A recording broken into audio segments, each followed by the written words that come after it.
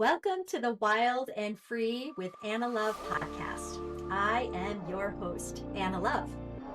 Wild and Free was born to inspire women to release old patterns that have kept them from living their best life. As a subconscious freedom specialist, I strive to reprogram and reframe generational trauma, not only in myself and the lives of my three daughters, but for those who are ready to transform anxiety, fear, and shame into authenticity, freedom, and love. Whether you are 20 years old or 70 years young, buckle up for raw and honest explorations in doing the work necessary so that you may shine your brightest light from your heart and onto the lives of others. Well, hello, friends. Welcome to Wild and Free with Anna Love podcast. In our second episode, I think that my favorite topic in the world is what we will focus on. And that is how we are in control of our own state. And so, what is a state? That is the way that you show up, the way that you feel from moment to moment. And a little secret about this is that there are three things that we can do anytime we want and as many times as we want to change our state. And so, growing up, I'll just tell you a little backstory before I give you the three ways to change your state. Growing up, I felt that, I didn't know this secret. And so, my state of being or my state of mind was typically on a very low vibrational feeling inside my body. And I didn't know what the word vibrational meant either. I just knew that I felt bad. I felt bad when I woke up because my mind would start going about the things that I didn't want to do. And it would just, I'd go through the whole day just feeling this low, bad feeling. And once in a while, things would cheer me up, right? And so the things that would cheer me up would be some sort of emotional connection or where I was feeling heard or seen. If I went to school and I had like a funny joke with my girlfriend, that would immediately change my state. So it would bring me out of the funk that I was in, out of the vibrational feeling of sad or mad or just blah, and it would elevate me. And I didn't know it at the time, but this is a big deal because you are in control of your state. And back when I was younger and I didn't realize that I had all the control in the world, I would wait for something to cheer me up. I would wait for Friday night to go to the movies. I would wait for Sunday to maybe go to the mall and meet my boyfriend when I was a teenager. I would wait to get to school, right? I would endure or tolerate my morning at home and the school bus ride and all of the things that would get me to school. And this story, I don't have anything in particular. I'm just picturing a time period of when I was much younger. Elementary school came to mind when I was telling this story in the very beginning. But I want you all to kind of reflect on what I'm saying and bring yourself back to a time, even if it's a time period where you know, and you know it real well. It's like a story that doesn't end, where the next day is the same thing as it was the same the day you're in. It's always the same.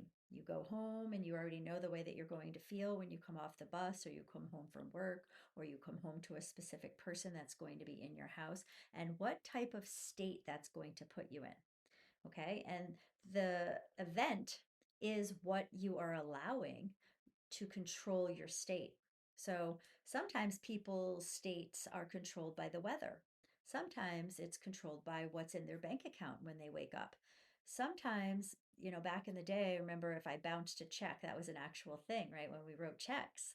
And if a check was bounced, all of a sudden my state would change. I could be in the best mood in the world and then my state would change immediately. So, one of the most important tools that you can put inside your toolbox is how to create an empowering state or a happy state at the snap of a finger, at the blink of an eye, at the shift of a thought. And here's how we are going to do that. So, but first, before I tell you how, I want to just read a little note that I wrote to myself. self. When we acknowledge and accept that we have the power to create our reality, we can change anything we want.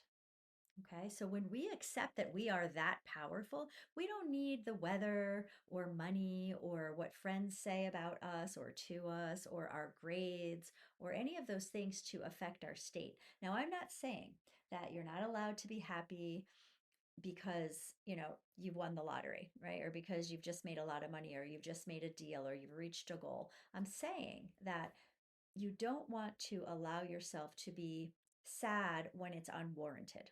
So, a lot of the time we walk through life feeling a certain sort of way, feeling fearful, feeling shame, feeling anxiety, feeling hurt. And events that happen to us put us there. So, let's just say we're walking along and somebody throws a rock at us.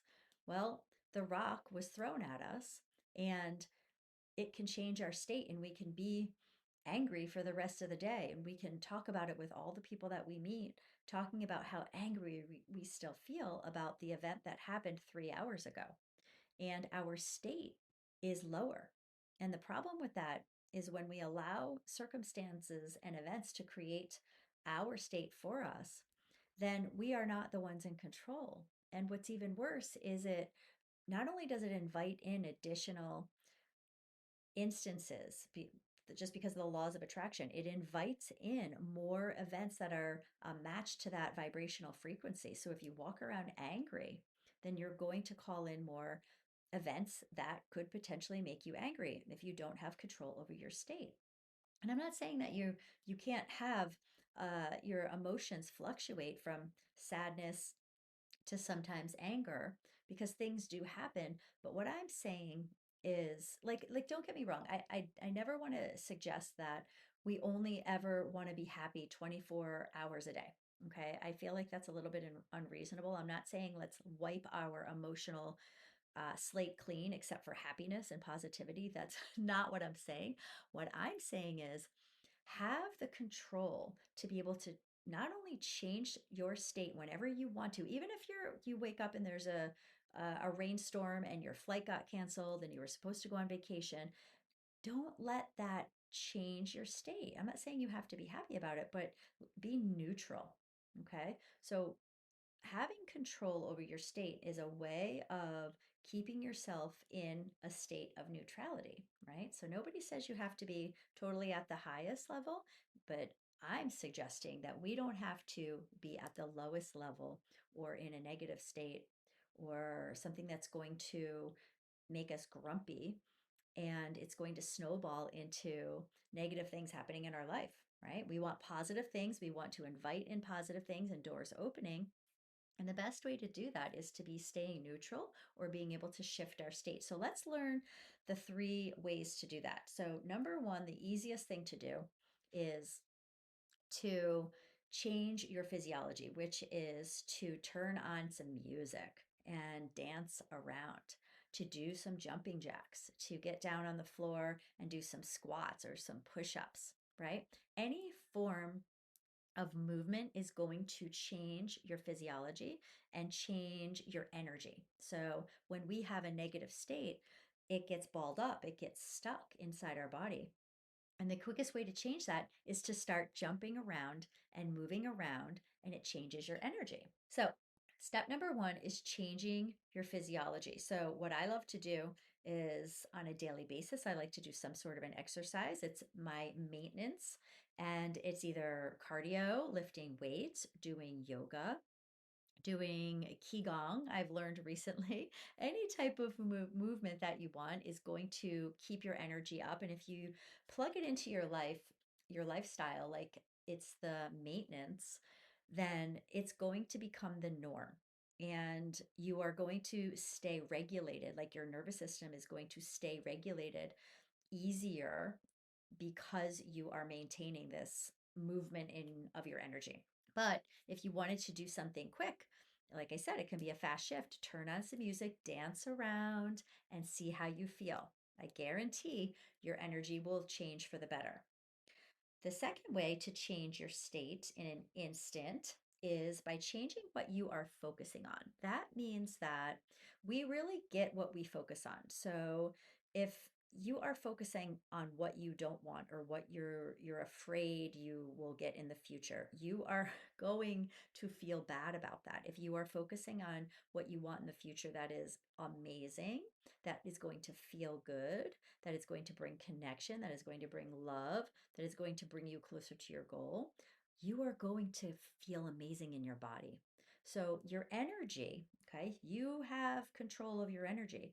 Wherever you focus, that's where your energy is going to go. So let's use the example of working out. So if you go into the gym, and I don't know if you've ever been in the gym and you see these power lifters and they are jacked and their bodies look on point because their diet is right, their mindset is right, their discipline is right. But here's what's no one's talking about. When they are in the gym, they are focusing their mindset on what they are doing. So they're not like thinking about the weather. They're thinking about when they do their like workout, their weights, they're thinking about how are they do executing that. They're thinking about the muscle that they're using.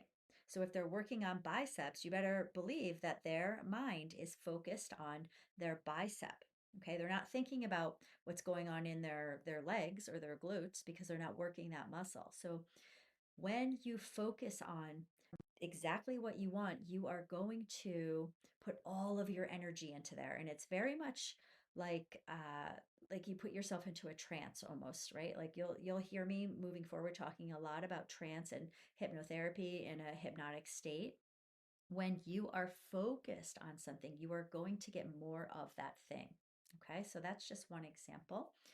Another example is of when you focus on something that you don't want. Have you ever like do this right now? Like try to not think of a pink elephant. Try to not think of that right now. Don't think of a pink elephant. I don't want you to think of a pink elephant. What did your mind immediately do? Well, most likely you thought of the pink elephant because I told you what not to focus on, but your unconscious mind doesn't understand the word not. So it's going to picture what it is that I'm saying. And that's a focus, right? So we focus on what we hear and our unconscious mind filters out the not. So you have to be very, very careful with language. And you'll also hear me through this podcast talk a lot about language and what that means and how we internalize language and then how we make choices based on that. Okay, so moving on to the third way to change our state in an instance, it is your language, right? I like how I parlayed right into that. Your language is almost to me the most important of these three because your language dictates it's almost like a robot. Like if you were to tell a robot what to do, it's going to listen to you, right? It doesn't have the capacity to discern that you're asking it to do something that could put it in danger, or it doesn't have an opinion one way or the other. You have to be very, very clear on your language. So when you are, let's just use there's so many things I can talk about right now. Let's just use something negative and then we'll do a positive. Let's just, for my example, this actually happened to someone I know recently. They were saying how they didn't want to be driving the car that they wanted something different, that their car was a piece of shit, and that they really, all the things they hated about their car. And the language and the focus, by the way, but the language was very much around I hate this car, I don't like this car, I don't like the way it drives, I don't like the way the transmission revs up whenever it feels like it. I'm just tired of the color of it. I really wish I had something different, right? Language is everything. And it is how you manifest what it is that you want or not want to come into your life, into the future. So, this person got into an accident. A deer jumped out in the middle, like literally like 3 days later. A deer jumped right out in the front of the car and it got totaled. And I said, guess what you just did? Your language manifested a new car. Even though it was something that could have been, I mean, the car got totaled. she had her child driving in the car with her and she could have gotten hurt, but luckily she didn't. But the point I'm making here is when you are saying language, your unconscious comes in and gives you one way or another, it will manipulate the events in the universe, will come to your rescue and or your support, and it gives you what you want.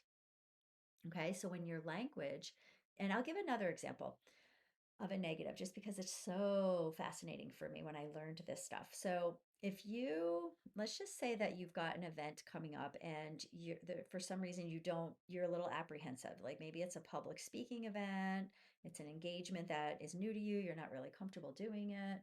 And you're saying in your head, I really wish I didn't have to do this. Oh my gosh, I don't want to do this. I don't want to go there. I don't want to do this. Your unconscious mind will come in and listen to your language, and it will create some sort of a disaster or create some sort of an illness that puts you in bed. And then all of a sudden, somebody has COVID for the third time and they don't know why.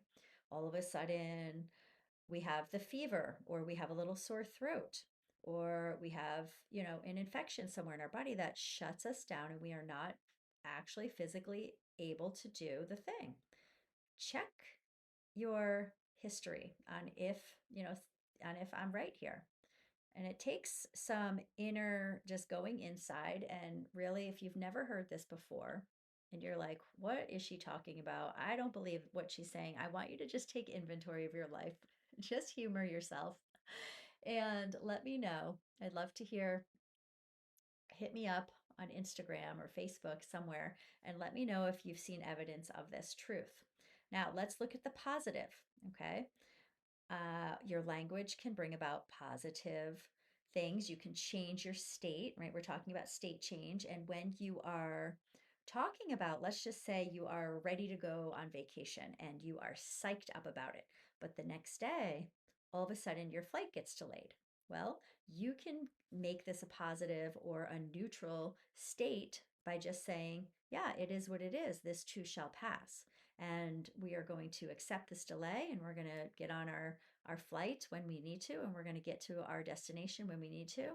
And then it just is what it is, right? We can't control the situation if it is what it is, and we're being prevented from getting out of flight, but we're keeping our state in a neutral place. We're not spiraling out of control. And the whole point of changing our state is that we want to stay neutral. We don't want to spiral out of control. We want to widen the window of our tolerance. And that means that if you were to picture a window, and windows can be all different shapes and sizes. If you have a tiny eensy weensy window of what's called tolerance, meaning how much you can cope or handle something, if you have a tiny little window, you're going to get really pissed off or really angry really quick. So the point is, when we start practicing how to change our state, we can make that window widen so that we have more room for negative things coming into our life, because we actually can't control what does happen. Okay. When the things happen and circumstances come into our life, we can at least stay in control and not overreact, or not be triggered, or not go into like a hyper vigilant state where we're yelling and screaming our head off, or we're always angry, or we're in a freeze position, or we're running away and shutting down, right? The whole point of this podcast is to get ourselves in a place of freedom. And when we are able to control our state, we are free. We are free from the circumstances that are going on all around us. And when we are free, we're able to be in our most authentic self, and we're able to stay in love with life, stay in love with ourselves, and connect with others. So I hope that helped. And I'd love to hear your comments, like I said. And yeah, let's see, something I'd like to invite you to here would be my Life Design Blueprint membership. And so I'd love to invite you. It's going to be every Monday at 4 p.m. Eastern Time. And really, it's a steal. It's $20 a month. And I'm going to be meeting with you every Monday. So that's, do the math, $10 to come on for 30 minutes to an hour. And I'll teach you something new. And I'll also do a hypnosis So there's going to be different topics each week, and you can suggest some topics, but some of the ones that we're going to be starting with are sugar addiction, there's anxiety. And if you listen to this podcast afterwards, then this is something to look forward to. If you've already missed these episodes, then feel free to jump in, and they will be in the portal. So they will always be there, and they will just keep accruing, and we'll have, a nice library growing. So I'd love to see you there live or on replay. So anyway, enjoy your day, and I love you very much. Mwah. Well, thank you so much for tuning into Wild and Free with Anna Love and being a part of this magical journey with me. If you like this episode, make sure to subscribe and share with someone you love, even someone you just like. Bonus points if you leave a review. Show notes below gives you everything that you'll need to know, and I'll see you next time. So long for now.